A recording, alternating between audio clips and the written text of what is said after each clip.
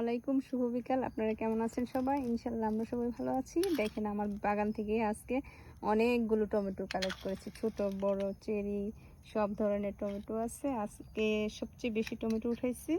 আর এই দেখেন bell paper, বেগুন সবগুলোই বাগান প্রায় শেষের দিকে, কারণ ঠান্ডা ঠান্ডা পড়ে গেছে। মাঝখানে এক সপ্তাহ ঠান্ডা ছিল, এখন একটু রোদ, তারপরে গাছ সব একেবারে শেষের দিকে একটু একটু আছে। এগুলো টিকবে কিনা আল্লাহ জানে, তো আশা আছে টিকার। আর এই হচ্ছে অনেকগুলো বরবটি করলাম, আরেকটা তরমুজ, সর্বশেষ তরমুজ। আর এটা সর্বশেষ লাউই বলা যায়, হয়তো বা আরেক দুইটা লাউ আছে, যদি ভাগ্যে থাকে খেতে পারবো। দেখুন, আর সবার বাগান মোটামুটি আরো এক মাস আগেই শেষ, কিন্তু আমার বাগানটা এখন আল্লাহর রহমতে আছে, সবই একটু একটু করে নিতে পারতেছি। আর এ হচ্ছে কি, এগুলো আগামী বছরের বীজের জন্য তৈরি করছি।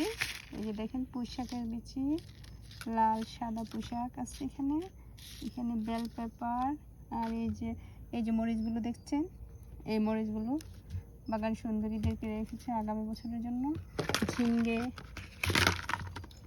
এই হচ্ছে গিয়ে আমার বাগানের সর্বশেষ অবস্থা। আর বাকিগুলো হয়তো বা 2-3 দিন উঠাতে পারবো, যে হালকা পাতলা আছে। সবাই আপনারা ভালো থাকুন, সুস্থ থাকুন, দোয়া করেন আমাদের সবার জন্য। আল্লাহ হাফেজ।